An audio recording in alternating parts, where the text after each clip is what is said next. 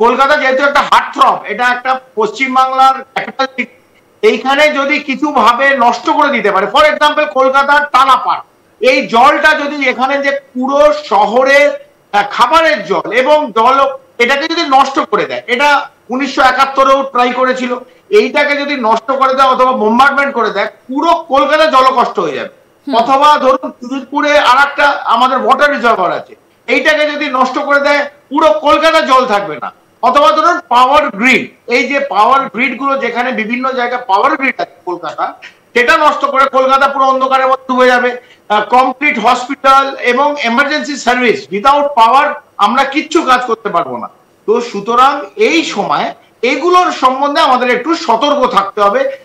যেমন কলকাতা ধরুন হাওড়া ব্রিজ, হাওড়া একটা টার্গেট, হাওড়া ব্রিজকে ইচ্ছে করলে ওটা উড়িয়ে দিতে পারে শত্রুপক্ষ, শুধু এটা মিসাইল অ্যাটাক অথবা এয়ার অ্যাটাক না, যে ধরুন শত্রুপক্ষ বাংলাদেশের কোন জঙ্গি সংগঠন এসে এই সময়, বিশেষ করে যখন দুটো দেশের মধ্যে আইবল টু আইবল কন্ট্যাক্ট এবং অ্যালার্ট, এই সময় এই স্ট্র্যাটেজিক অ্যাসেট গুলো উড়িয়ে দেওয়ার জন্য, ভাঙার জন্য, জ্বালিয়ে দেওয়ার জন্য ওদের একমাত্র অবজেক্টিভ থাকে। বেশ, কলকাতা এবং হাওড়ার কথা আপনি বললেন, হুগলিতে কেন?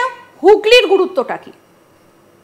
হুগলিতে তাপ কেন্দ্র আছে, হুগলিতে ওখানে পাওয়ার গ্রিড আছে, এবং হুগলিতে ধরুন আমাদের তারকেশ্বর মন্দির আছে, এবং বিভিন্ন মানে বাঙালিদের অথবা পশ্চিমবাংলা যেটা ইন্টারেস্ট এইগুলো করতে পারে। মানে এগুলো এই জন্যে বলা হচ্ছে যে এগুলো প্রত্যেকটা উইদিন দ্য আমাদের যে ইন্টারন্যাশনাল বর্ডারের আশেপাশে সব জেলা, হুগলি বলুন, সাউথ 24 পরগনাসের যে কোনো জেলা, নর্থ 24 পরগনাস, অথবা ওই কুচবিহার, দিনাজপুর, মালদা, মুর্শিদাবাদ, এগুলো আমরা আলোচনা করব।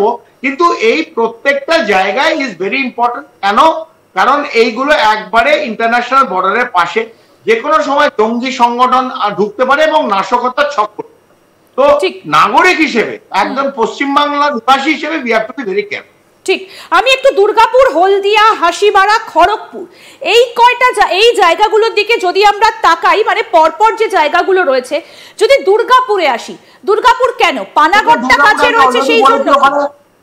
দুর্গাপুর স্টিল প্ল্যান্ট, আমি খুব মানে সংক্ষিপ্তভাবে বলছি, দুর্গাপুর স্টিল প্ল্যান্ট আছে, যেটা আমি বললাম it's a major strategic asset. ওখানে এএসপি আছে, তারপর অ্যানাদার স্টিল প্ল্যান্ট, তারপর বিভিন্ন ইন্ডাস্ট্রি বেল্ট আছে ওখানে, তারপর কি আছে দামোদর ভ্যালি কর্পোরেশনের ড্যাম আছে।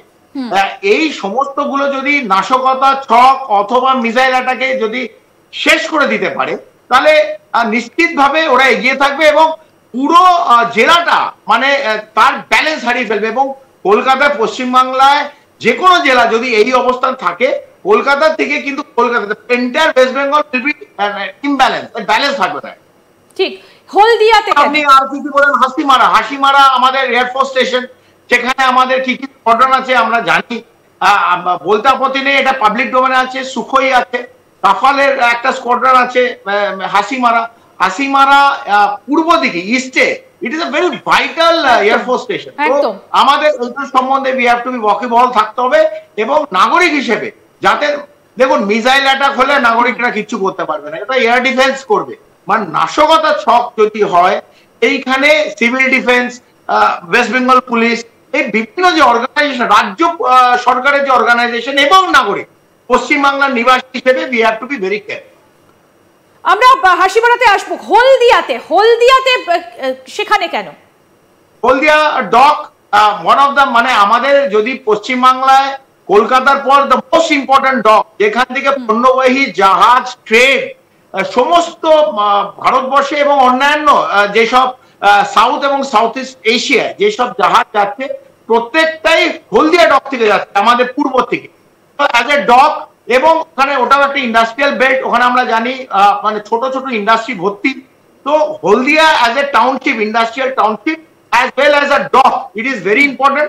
Again, it is a strategic asset. A dock, বন্দর, কলকাতা বন্দর, হলদিয়া বন্দর, এগুলো পোর্ট ট্রাস্ট, এটা একটা স্ট্র্যাটেজিক অ্যাসেট। তো we have to be very careful as because এটা আমাদের যদি আবার নষ্ট হয়ে যায়, the complete trade will go away. তো ট্রেড এবং পণ্যবাহী জাহাজ চলার জন্য এটাকে আমাদের অ্যাসেট has to be, এটাকে আমাদের বাঁচিয়ে রাখতে হবে। ঠিক, আপনি হাসিবাড়ার কথা বললেন যে কেন হাসিবাড়া এতটা গুরুত্বপূর্ণ। এরপরে যদি আমরা খড়গপুরে যাই, Kharagpur equally it is very important. খড়গপুরে একটা is a major rail junction. হাওড়ার পর যদি কোনো মেজর রেল জাংশন থাকে সেটা খড়গপুর, এবং তার সঙ্গে সঙ্গে এটা মানে শত্রুপক্ষ জানে ওখানে আইআইটি খড়গপুর আছে। It's a big. তো আইআইটি খড়গপুর এবং the rail junction is the most important rail junction after Howrah. সেখান থেকে ভারতবর্ষের সমস্ত ট্রেন দক্ষিণে যেটা যাচ্ছে, উত্তরে যেটা যাচ্ছে, সমস্ত ওইখান থেকে এনিমেট করে। So we have to be careful. So Kharagpur in that way, other than industrial estate, it is a railhead and IIT Kharagpur. So Kharagpur, এই খড়গপুরের সঙ্গে মেদিনীপুর, পূর্ব মেদিনীপুর ও পশ্চিম মেদিনীপুর, the entire block, এই পুরো ব্লকটা একসঙ্গে আমি বলে দিলাম, কারণ অনেকগুলো জায়গা আছে। এইটার জন্য we have to be very careful for this.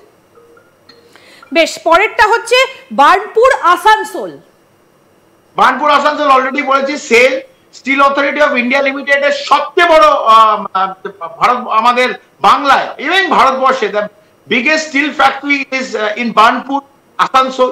তো ওইটার মধ্যে অলরেডি একটা এয়ার ডিফেন্স ইউনিট আছে যারা এটাকে 24/7 গার্ড দেয়। আমরা হয়তো জানি না, বাট এটা আছে।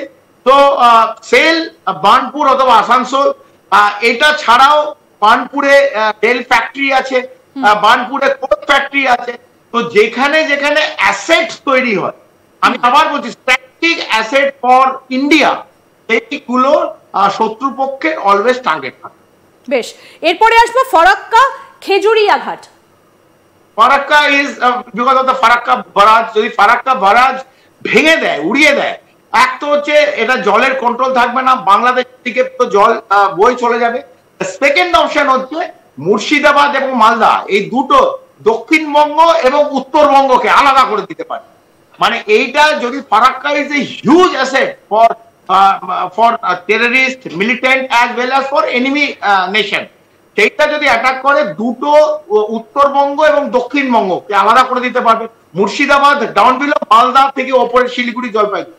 তো এইটা ফারাক্কার ওপর অলওয়েজ নজর থাকে, 71 নজর ছিল, এবং ফারাক্কাকে 24/7 ওখানে পুরো ফারাক্কা ব্যারেজটাই এবং ফারাক্কা ব্রিজ, এটা সিআইএসএফ ফারাক্কার নিজস্ব বারাজের সিআরপিএফ এটা 24/7 গার্ড করে।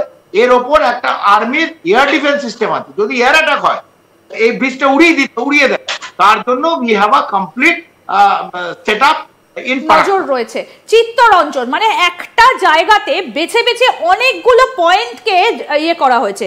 যেমন এবার চিত্তরঞ্জন মানে পশ্চিম বর্ধমানের বিভিন্ন জায়গাকে বেছে নেওয়া হয়েছে। চিত্তরঞ্জনের rail factory, Chittaranjan locomotive factory.